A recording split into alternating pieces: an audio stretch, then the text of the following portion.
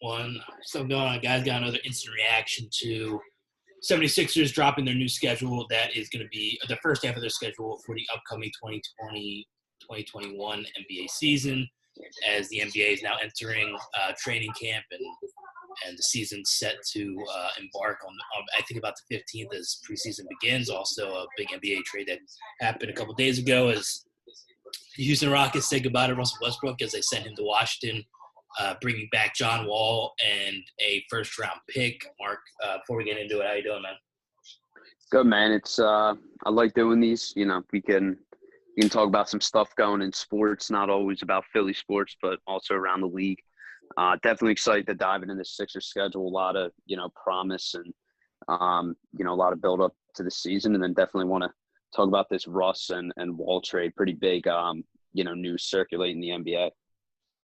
Yes, the Sixers on Twitter today dropped their new schedule as a couple days ago, I believe they dropped the two preseason games they'll be playing on the 15th and the 18th, but the regular season schedule did drop. It's going to be the first half of the season as the Sixers will be opening up at home against the Washington Wizards, which will be led by Russell Westbrook and Bradley Beal, and then hit the road 2 games in a row in the 26th and 27th after Christmas to face the Knicks and the Cleveland Cavaliers. Other big games that showed up throughout the schedule: January 7th on the road will be against the Brooklyn Nets with KD and Kyrie.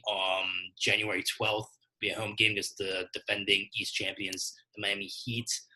January 20th and 22nd will be back-to-back home games against the Boston Celtics. And then on January 27th later in the month will be a home game. They'll be hosting the defending champions, LeBron James, Anthony Davis of the Los Angeles Lakers. And in February, they'll have a long road trip from February 9th to February 15th. Really, though, this is just the first half of the NBA schedule. I'm sure the other one will be dropped closer to the end of the schedule or in the middle of the season. But a lot of, key games dropped today as, we really get to go deep dive into what the schedule looks like, what the roster looks like. So what was your instant reaction to the schedule? Any games that pop up to you that you're interested in and really keying in on? Yeah, man. I mean, like you said, kind of breaking down the entire schedule there, there's, obviously with COVID going on and they're trying to keep these games with, lesser traveling. There's 2 big games there, back-to-backs. They have the Heat and the Celtics. Those are going to be big, but kind of start out initially, I think the biggest thing here is the first 5 games. Just on the latter part of December here. A lot of opponents that they can definitely beat. I mean, you got Washington, who we're obviously going to dive into. I think they can definitely get that, and they need that win. Very beatable opponents, and then you have the Raptors. So I think this is going to be a huge, driver of how the season's going to go, how they do in these first 5 games. And I'm just really excited to see what, these guys have been working on in the offseason, and these guys and Simmons and Embiid. See if Simmons can be a different player than, he was last year in the shooting respect. And see how these new pieces fit in. You have 2 very good shooters in Seth Curry and Danny Green. Green's obviously on the back 9 of his career, but still a vet in the locker room. And then you have younger guys like, obviously, Matisse Thybulle. I'm excited to see him, and new draft pick Maxey. So I think this is going to be a big year and a big 5 games for these guys. Yeah, I think that these first, week or 2 into the regular season is going to be interesting to see how well this team gets to gel together. There's a lot of guards at play, and obviously, like you said, with Green, Maxey, and Curry, I don't know how the starting lineup's going to unfold, but I think that, there's a lot of talent to be excited about. I think the roster is now shaped around Ben and Joel a lot better than it was last year, even though there's a lot more star power on last year's team. But I think that Curry obviously is going to fit in really well. He's a great shooter. Efficiency-wise is one of the best in the league. And statistically speaking, he is one of the best of all time. Maxey has, a lot of young talent. I think that, if he could develop his shot, he'll be a really good player to bring off the bench. I think Matisse Thybulle, I think, has a really good chance of starting at the 3. I think that if his shot is 37%, 38%, I really like that lineup, and putting maybe Curry at the 2 or Green at the 2, and then put Thibault at the 3 with Harris at the 4. I think that's a really good starting line going forward with this team. But it's really just going to come down to whether Ben and Joel are, playing at a superstar level, and that's those two are going to take them as far as they can. If Doc Rivers can figure out, ways to scheme up these two and figure out this, you're good, man. It's cool. But these two can figure out really, scheme up, Ben and Joel to, get the best out of those players, and their ability is going forward is the big thing. So that's something I'm being interested in. I know that Ben talked to the media today saying that he made a joke that I believe one of the reporters asked, what's your relationship with Joel and how close of friends are you? He was like, yeah, we're moving in actually together next month. So I'm really excited about it. Obviously, jokingly speaking, but yeah, I think that connection with Ben and Joel is going to be important going into the year. And obviously Harris, they're paying him a lot of money, and whether or not he can be the player that they're paying him to be is the important thing. So I'm excited with the roster that they've had now. I don't think they need to make any more moves unless that maybe the trade deadline. I think it's going to be around March 10th. I think that was the date that the NBA threw out for the trade deadline. If Daryl Morey and Elton Brand want to make some moves around then to improve this roster, then so be it. But I like the roster going into this year. It may take a little bit for them to gel together because this is a new roster again. But I like the talent, and I think that going forward, this Sixers team is in a good spot. Yeah, and I think, a great point you made there, and it's a pretty obvious point around Philadelphia and the Sixers team as a whole. The large portion of their success, the extent they're going to have it at this season, is solely predicated off of how Joel Embiid and Simmons play, and not only play individually, but play off each other. I think Ben really needs to let his fear go, I guess, of not being able to make a shot or not having good shooting statistics of shooting from the outside, but I think it needs to be done. I think it opens the floor up a whole lot more. It obviously strikes a little more of a fear in the opponent rather than when he's standing on the outside and he's not going to shoot the ball. So I think, that's a huge portion. And then obviously the other half of that is, can Embiid stay in shape? It's a very, very unique and obviously odd off season. From the time they spent in the bubble to the shortened off season to now the start, probably with a half a season. So I think this can maybe play a little into Joel's favor with a bit of a shorter season. And I'm really going to be interested to see if he can last the entire time and really propel this Sixers team to where they should be when he plays at his highest level. And finally, also just piggybacking off the point of how these new pieces are going to fit in. I think Doc, believes in these guys. I think he has a connection with some of these guys, and I think he can, communicate with these guys in a different level than Brett Brown did. So I'm really going to be excited to see how everything comes together. But very high expectations for this Sixers team, and they have a great chance to get off to a very, very hot start in a shortened season. All right, let's transition to the big trade that happened, I believe, was a couple of days ago. Adrian Wojnarowski of ESPN broke it. It really came out of nowhere. I know there's some rumblings about Russell Westbrook being disgruntled in Houston.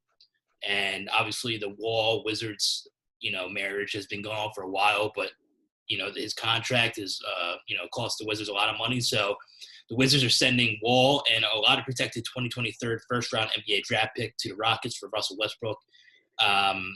And this deal came down, obviously, a couple days ago.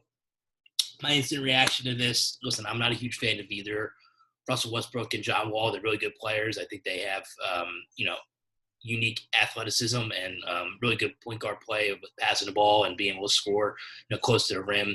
Obviously, John Wall has been injured the past couple of years, has some big injuries, which really could shape the rest of his career of not being able to be the same player that he was before. Even before then, though, he was not obviously one of the best point guards in basketball. He was more of a borderline top 5 guy, right around 6 or 7. Especially with these younger guys coming up, it's going to be hard for him to keep up, I think. But he still could be a pretty serviceable player for the Houston Rockets going forward. As for Russell Westbrook, obviously he's really really talented, athletic, can rebound, pass the ball, score at the rim. But he's really inefficient, and he has some, I wouldn't say character issues, but he's out there. He's a little, I'd say wacky in a sense, but But listen, I think the Wizards won this trade. I think that obviously Russell Westbrook, as of right now, is the better player. I think the first round pick, even though it's lottery protected, it's not going to be much. So I think Russell Westbrook's a better player. I think he'll fit pretty well with Bradley Beal, who's a pure shooter and scorer. I think those two can play off with each other a lot more than James Harden, who really needs the ball. So I think that Bradley Beal's a nice player to pair up with Russell Westbrook. I don't think the Wizards are going to obviously win the East. I still think they have some problems, around the other part of the roster, but I think they're a much better basketball team than they are today than they were, last week. What do you think? Yeah, no, I totally agree. I think the Wizards did win this trade. My immediate reaction to this was obviously very shocking. Two big names.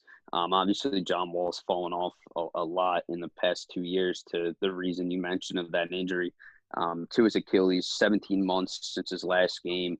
Last time he played was December 26th in 2018. So he's been off the map for a little, and he still is making a lot of money.